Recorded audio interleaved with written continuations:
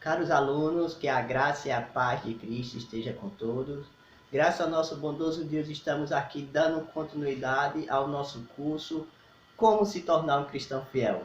Hoje vamos estudar a lição de número 5, com o tema Quem é o Espírito Santo? Então, iniciando essa aula, vamos refletir nessa pergunta. Algumas pessoas dizem o seguinte: o que é o Espírito Santo? Mas o correto da pergunta é: quem é o Espírito Santo? Essa é a pergunta porque o Espírito Santo é um ser. Ele é mais do que uma força ou um poder. Todas as informações disponíveis na Bíblia apontam para o fato de que o Espírito Santo é um ser divino. Ele tem as mesmas características pessoais que o Pai e o Filho. E é nisso que vamos refletir. Alguns atributos do Espírito Santo. Os atributos do Espírito Santo indicam que ele é um ser divino, em vez de ser simplesmente uma força. Por exemplo, o Espírito Santo, ele guia, ele exorta. Em Atos capítulo 15, versículo 28, diz o seguinte: pareceu bem ao Espírito Santo e a nós não impor a vocês nada além das seguintes exigências necessárias. Então vamos entender esse ponto. Atos capítulo 15 está reunido os presbíteros, os apóstolos, por causa de uma falta de compreensão da igreja da Antioquia entre judeus e gentios. Então precisava tomar uma decisão, precisava exortar a igreja lá. Então nessa reunião está escrito na Bíblia: pareceu bem ao Espírito Santo e a nós. Esse nós é a igreja, que nesse momento estava reunida, os presbíteros junto com o apóstolo, e tomaram a melhor decisão. Outro pensamento para o Espírito Santo: ele tem uma mente. Romanos capítulo 8, versículo 27, vai dizer: e aquele que sonda os corações. Quem é que sonda os corações? Deus. Então, Deus sabe qual é a mente do Espírito. Porque é isso que diz o versículo: aquele que sonda os corações sabe qual é a mente do Espírito. Segundo a vontade de Deus, é que ele, o Espírito Santo, interceda pelos santos nas orações. Então, aqui está o que o seu servo realmente está tentando dizer. É isso que o Espírito Santo intercede por nós. E é um grande consolo, o incentivo em saber que nesse momento das orações, que o Espírito Santo começa a falar em favor de nós, os santos. Deus nos ama, Jesus nos ama, e o Espírito Santo também nos ama e nos ajuda. Outro ponto de atributos ao Espírito Santo: ele se agrada. Em 1 Coríntios capítulo 12, versículo 11, Paulo escrevendo à igreja aos Coríntios, vai dizer: mas um só é o mesmo Espírito, realiza todas as coisas, distribuindo como lhe apraz, ou seja, como lhe agrada, a cada um individualmente. Então, dons do Espírito é servir. E quem dá esses dons de servir é o Espírito Santo, como lhe agrada a cada um individualmente. Ele tem conhecimento. 1 Coríntios capítulo 2, versículo 11. Assim também as coisas de Deus ninguém as conhece, senão o Espírito de Deus. Relacionamento. Então está dizendo que o Espírito Santo e Deus têm um relacionamento, porque o conhecimento de Deus, só quem sabe é o Espírito Santo. O Espírito Santo possui essas características e revela que é um ser divino. O Espírito Santo também desempenha atividades. O Espírito Santo age como um ser, uma pessoa divina, e não meramente uma força. Ele pode fazer o seguinte: o Espírito Santo pode ensinar e lembrar. João capítulo 14, 15 e 16 são os capítulos da despedida de Jesus Cristo com os discípulos, especificamente os apóstolos. Então Jesus diz para eles, mas o Consolador, o Espírito Santo, a quem o Pai enviará meu nome, esse vos ensinará todas as coisas e vos fará lembrar de tudo que vos tenho dito.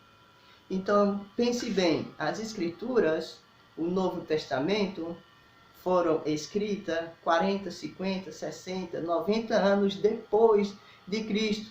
Como isso aconteceu? Como Jesus disse, o Espírito Santo vai ensinar e a lembrar tudo que Jesus ensinou aos apóstolos. O Espírito Santo, ele dá testemunho. João capítulo 15, versículo 26. Quando, porém, vier o Consolador que eu vos enviarei da parte do Pai, o Espírito da verdade, que dele procede, esse dará testemunho de mim. Ele guia a verdade. João 16, versículo 13. Quando vier, porém, o Espírito da verdade, ele vos guiará a toda a verdade. Ele fala, porque não falará por si mesmo. João 16, 13. Ele ouve, ele desvenda, ele impede, vivifica, revela. Então estamos vendo aqui desempenho de atividades que o Espírito Santo exerce. Ele pode ser maltratado. Então analisamos o que o Espírito Santo realiza, mas também nós não podemos esquecer de como um cristão fiel, nossas atitudes podem maltratar o Espírito Santo. Então, analisando os atributos e desempenho do Espírito Santo no cristão, a fidelidade do cristão também é importante para não maltratar o Espírito Santo. Ele pode ser blasfemado. Em Mateus capítulo 12, versículo 31 a 32. Mas a blasfêmia contra o Espírito Santo não será perdoada. Se alguém falar uma palavra contra o Espírito Santo, não lhe será isso perdoado. Então, o termo blasfêmia é algo que às vezes não é compreendido corretamente. Porque as Escrituras dizem, quem blasfema contra o Espírito Santo não tem perdão. Então, como entender isso? Analisando o contexto histórico lá de Mateus, o que se passou? Levaram um homem cego e mudo, que estava dominado por um demônio. Então, Jesus realiza esse milagre. E numerosa multidão que estava lá admirou. Porém, em meio a essa multidão, tinha os fariseus. Eles não podiam negar o fato que Jesus fez. Tinha muitas pessoas lá como testemunha. Qual foi o pensamento deles para ir contra Jesus? Ele fez, porém, em nome de Beelzebul. Jesus, conhecendo o coração, disse, como é que demônio pode expulsar o próprio demônio? Acaso ele está dividido? Então, aí na exortação final, Jesus fala, olha, quem pecar um contra o outro, tem perdão. Quem pecar contra o Filho do Homem, tem perdão. Contra o Espírito Santo não há perdão. Por quê? Porque blasfemar é recusar a ação de Deus, que é através do Espírito Santo. Por exemplo, os fariseus. Eles viram a ação de Deus em Jesus Cristo através do Espírito Santo e negaram. Não, isso não é de Deus.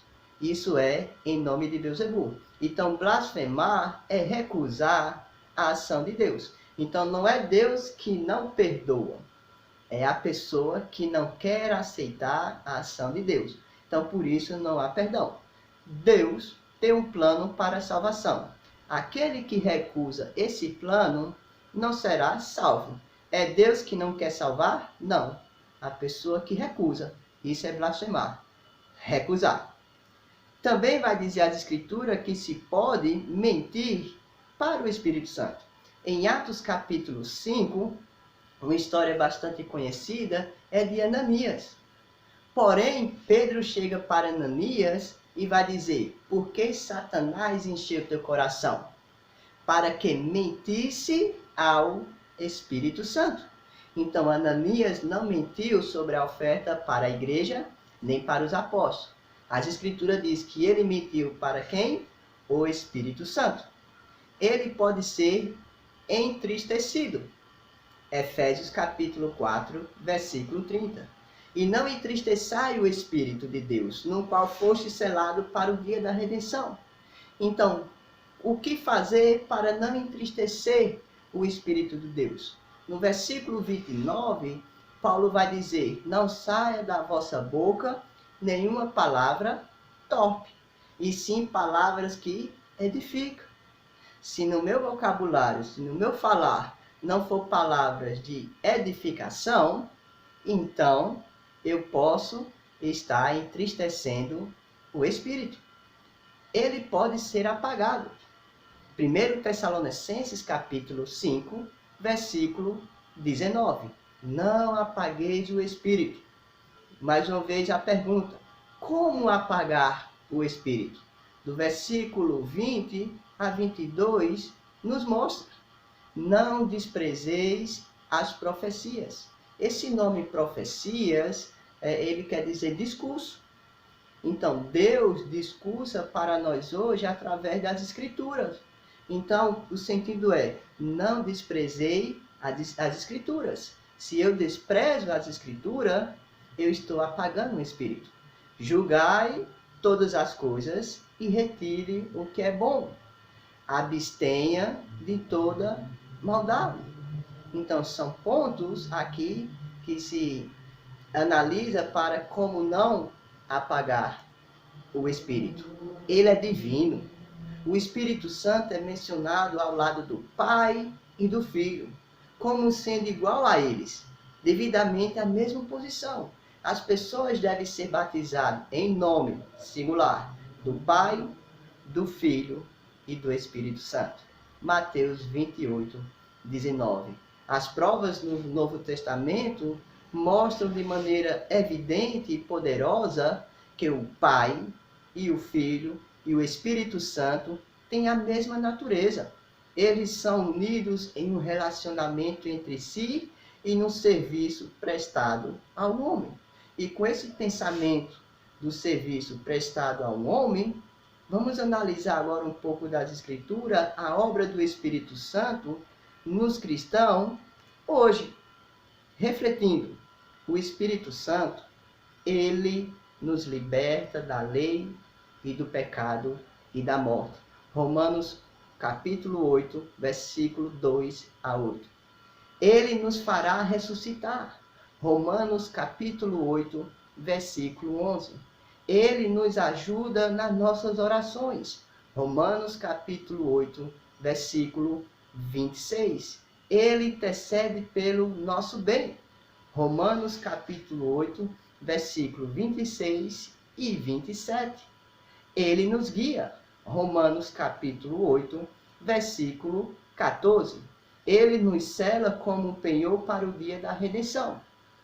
2 Coríntios capítulo 1, 22 e Efésios capítulo 1, versículo 13 e 14 e Efésios capítulo 4, versículo 30. Ele tem comunhão conosco. 2 Coríntios capítulo 13, versículo 14. Ele nos dá acesso ao Pai. Efésios capítulo 2, versículo 18. Ele fortalece as pessoas interiormente. Efésios capítulo 3, versículo 16. Ele proporciona unidade. Efésios capítulo 4, versículo 3. Ele nos santifica. 2 Tessalonicenses capítulo 2, versículo 13. Concluímos essa lição. O Espírito Santo é descrito em termos que podem ser aplicados a Deus. A partir desse termo, podemos chegar à conclusão que o Espírito Santo tem em comum a mesma natureza do Pai e do Filho. É um com o Pai e o Filho. Através do Espírito Santo é que nós tornamos cristão fiel. É o nosso curso. Como se tornar um cristão fiel? Com a convicção que o Espírito Santo habita em nós. O Espírito Santo é um ser divino. O Espírito Santo é a ação de Deus através de nossas vidas. E meditamos nas palavras inspiradas do apóstolo Paulo em 2 Coríntios, capítulo 13, versículo 13. A graça do Senhor Jesus Cristo e o amor de Deus e a comunhão do Espírito Santo seja com todos vós. Que Deus nos abençoe.